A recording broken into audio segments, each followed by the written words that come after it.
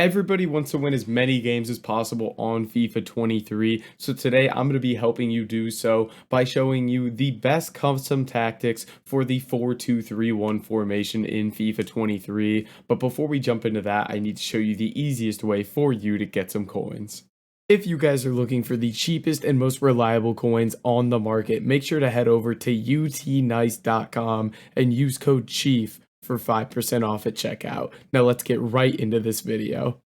Alright boys, so jumping into this custom tactics video, again, it is going to be the 4-2-3-1 formation. First, I just want to show you the team I'm currently rocking. This is a full untradeable squad at the moment, hence some of the weaker parts of it that are going to be improved upon. The wingers are going to change into one to watch Sterling and player of the month Rashford, and the cam here is going to be Foden, and then the team will pretty much be set after I grab a new keeper. So, 4-2-3-1. In terms of the players you want to be using for the 4-2-3-1, I have really enjoyed having a target man striker here who can also play the ball. I really think this striker needs to have some sort of passing ability as a lone striker, because a lot of this formation is going to be getting the ball to your striker and those overlapping runs in behind. So Harry Kane here has been perfect for me. He's got great shooting, a 5-star weak foot, which I love, and he's also got really nice passing stats with 84 short pass, 85 long pass, 87 vision, all that stuff. So I think he's great.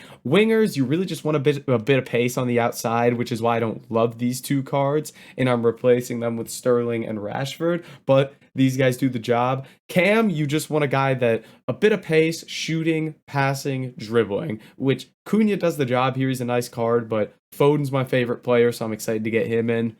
In the midfield, what you want to go for is basically one sort of defensive midfielder and one more box-to-box midfielder. Here, I'm basically rocking two box-to-boxes, just kind of experimenting around. When I use my actual team there, when I pick up Sterling and Rashford, Zakaria will be in here, so he'll be my defensive midfielder, and Renato will be my box-to-box.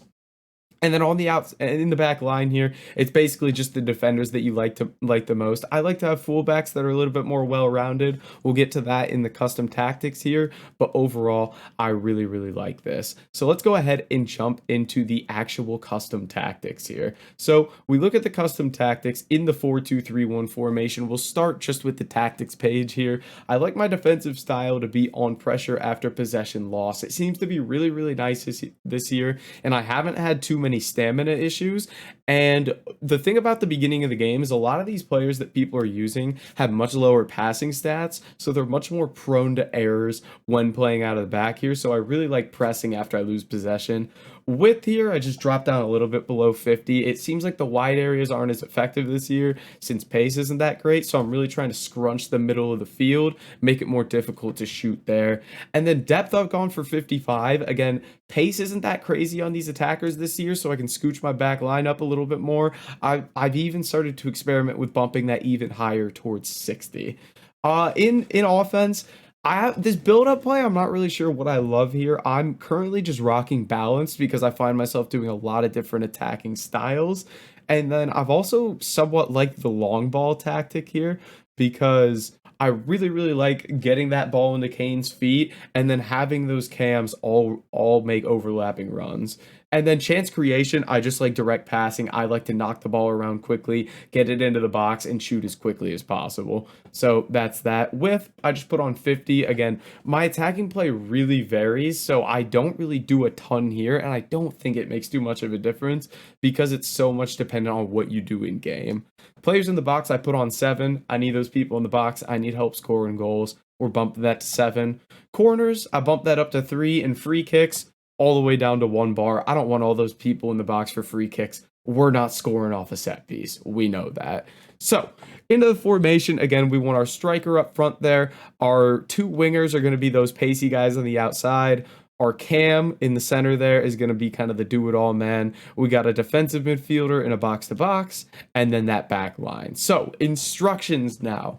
On my striker, again, I like to go for a guy that can hold the ball up, kind of do it all. So, Harry Kane, I have him on stay central and target man. I feel like that's self-explanatory. I don't want him sprinting into the channels out wide. I want him staying central, receiving the ball, holding it up, and letting those other guys make runs.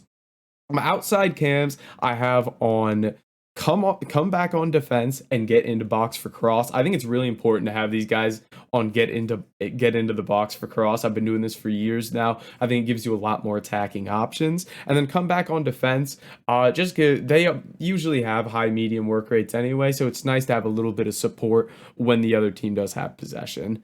Cam here, all I put him on is free roam. I really like this Cam to just be kind of going around filling in the spaces where he needs to be. So I think free roam is honestly the best thing to do with the central cam. Next up, we have our box to box midfielder, the guy that's going to be kind of playing everywhere. So for him, all I do is I put defensive position on cover center. I prefer to again take away those central areas rather than out wide because I don't think the wide positions are as effective this FIFA.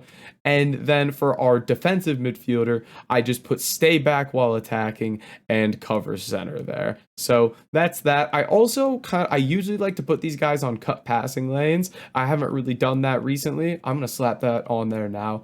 In past years, I've always done cut passing lanes. This year, I've just been unbalanced, but passing really is the way to go this year. So maybe cut passing lanes is even more effective now. So moving on to the fullbacks here, the fullbacks I like to have on stay back while attacking and run type overlap. I think it's important to have the run type set as overlap because when your fullbacks do go forward, I want them making that outside run because I have those cams on get into the box for cross. So I think it's important that we have those fullbacks taking up the wide position, which as mentioned earlier is why I like to have those fullbacks that have the pace, have the dribbling, a bit of passing. So when they do go forward, they can make an impact in the attack here. So still put them on stay back because I really want to have that defense solid there. I'm struggling to defend at this point in the year right now, so trying to keep those players back. But I do like to have that run type on overlap. And then obviously roles is just do as you do. Harry Kane takes your pens. Everybody knows that. The guy's unbelievable in this game. So that has been my custom tactics for the 4-2-3-1 formation. It's pretty simple. I think it really is a formation that's dependent upon having the right personnel for it, having the correct striker up top to be able to be a lone striker, having the people behind him to do the support runs, and having a good pairing for those two CDMs there. So that has been my 4-2-3-1 custom tactics. If you guys did enjoy it, make sure to like, comment, and subscribe, and I'll catch you in the next video.